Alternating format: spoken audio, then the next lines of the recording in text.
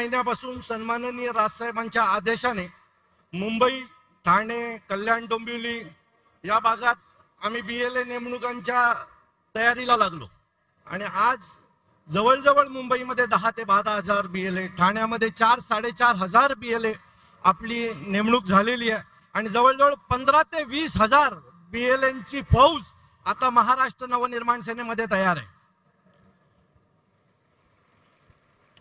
BLAचं महत्व काय असतं ते तुम्हाला सांगतो.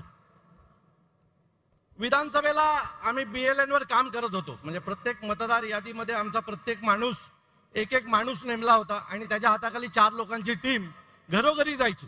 आणि त्या दरम्यान ठाण्यातील गावदेवी मैदान म्हणून एक एरिया आहे, तिथे आमचा शाखाध्यक्ष आहे रोशन वाडकर, त्याची बायको आहे, काय नाव तिचं ताई, दर्शना वाडकर.